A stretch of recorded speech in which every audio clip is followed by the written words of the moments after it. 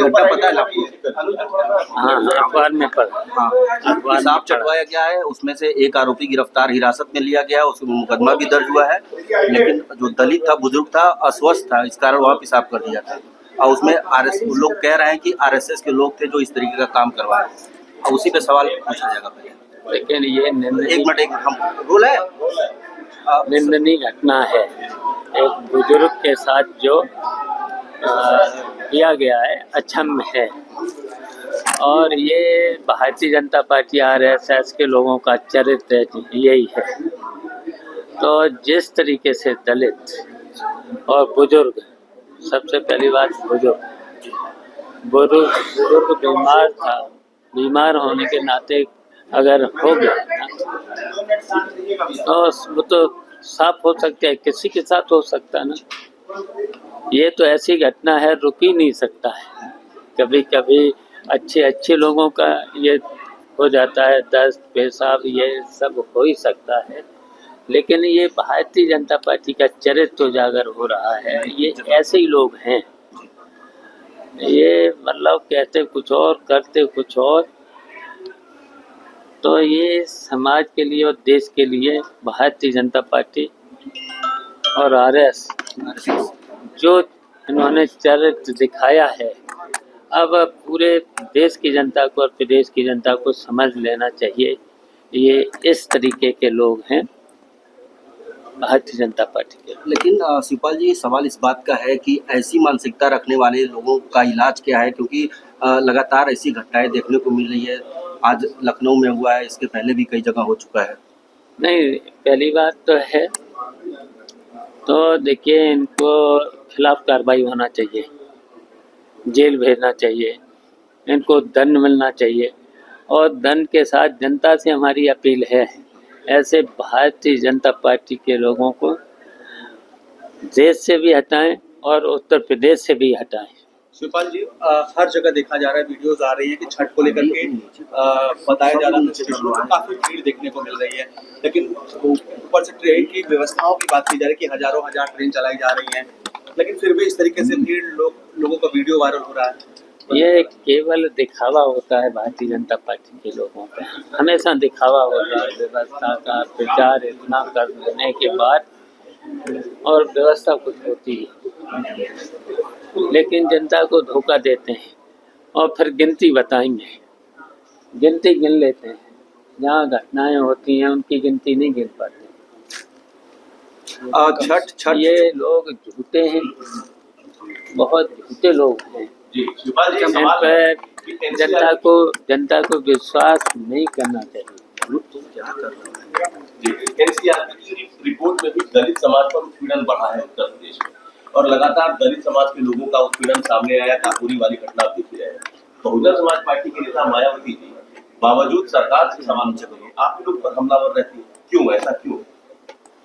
देखिए, दलितों के साथ यही हो ही रहा है पूरे, और दलितों के साथ साथ देख लो, किसानों की समस्या कोई हल हो नहीं रही, नौजवानों की समस्या कोई हल हो नहीं रही, और देखिए घटनाएं बढ़ती चली जा रही हैं। महिलाओं के साथ रेप जैसी घटनाएं हो ही रही हैं।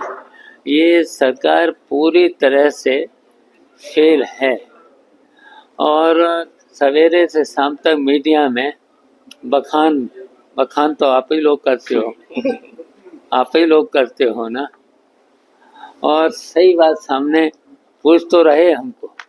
अब ये बातें दिखा भी तो दो पब्लिक को। नहीं, बिल्कुल पब्लिक पब्लिक आप तो दिखाने की कोशिश करते हो, लेकिन ऊपर से क्या होता है। बसपा सुप्रीमो पर कुछ बोले नहीं, पर मायावती जी आप लोग पर ज्यादा हमलावर दिखते। देखिए, वो सीधा भारतीय जनता पार्टी से मिली हुई है, भारतीय जनता पार्टी के सारे पर ये चल रहा है, भारतीय जनता पार्टी के। एक सवाल ये है कि आप बनारस के एक पारंपरिक आयोजन में आए हैं, और लेकिन इसी बीच उत्तर प्रदेश के मुख्यमंत्री योगी आदित्यनाथ ने विपक्षी दल के नेताओं की तुलना कंस और दुर्योधन से कर दी। गोरखपुर में उन्होंने कर दी। आप कैसे देखते हैं इस बयान को? शिवपाल जी कह रहे हैं कि अखिलेश यादव राम विरोधी हैं, कृष्ण विरोधी हैं, और कंस और दुर्योधन से उनकी तुलना की है। अब देखिए, ये राम के नाम पर और उल्टा काम करते हैं। ये आपने देखा है भगवान राम, मर्यादा पुरुषोत्तम राम, राम के अगर ये राम के अनुसार ही चल लेते हैं, भगवान राम के एक भी बात का उनका पालन कर लेते हैं। ये झूठे लोग हैं, केवल सवेरे शाम तक बखान करते हैं, सबको उल्टा सीधा बोलना इनका काम है। और संत का तो ये कभी मैंने सुना ही नहीं। संत कितने शांत स्वभाव के होते हैं, आशीर्वाद देते हैं, किसी के प्रति बुरा बोलते नहीं हैं, बोलते नहीं। अखिलेश यादव जी ने अभी इनका दीपोत्सव को लेकर एक बयान था कि खर्च होता है और क्रिसमस को बढ़ावा देने के बाद उस पर अब बीजेपी ने टारगेट बना लिया है कि वो हिंदुओं के त्योहारों को ऐसे कहते हैं और क्रिसमस को बढ़ावा दे रहे हैं। क्रिसमस से तुलना किए थे वो दीपावली का, और बोले क्रिसमस से सीखना चाहिए। उनका ये कहना था कि क्रिसमस से सीखना चाहिए। आपको भी लगता है कि भारतीय हिंदू परंपराओं को क्रिसमस से सीखना चाहिए? देखिए, अपना अपना धर्म है, छूट है, संविधान में भी छूट है, सबको अपने अपने धर्म को मनाने की छूट है। लेकिन ऐसा काम करना चाहिए जिसको जनता उससे संदेश मिले, जनता को अच्छा संदेश मिले। तो बनारस में भी 10 लाख दिए जलाने की बात हो रही है। दीपावली 5 नवंबर को है। ये अयोध्या में काशी में दिया जला के चुनाव जीतेंगे क्या? ये दिया जला के, को लगता है कि दिया जला के हिंदुत्व के जरिए हम पूरे 27 में आएंगे। आपको क्या लगता है ये आसान है क्या? चलिए, सबसे पहले तो अयोध्या में दीप किसने जलाया था, और वो जो घाट है अयोध्या का किसने बनवाया था। और यहाँ पर भी देख लिए, बनारस में चौड़ी चौड़ी सड़कें डिवाइडर से लेकर किसने शुरुआत की थी।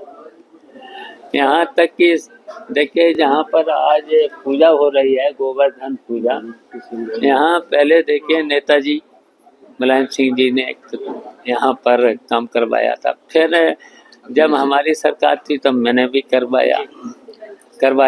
उसके बाद जब वो डीएम थे प्रांजल यादव, तब डीपीआर बना करके जो काम कराया गया आज भी सराहना होती है। आज बताओ इन्होंने कौन सा काम करा दिया ऐसा भारतीय जनता पार्टी के।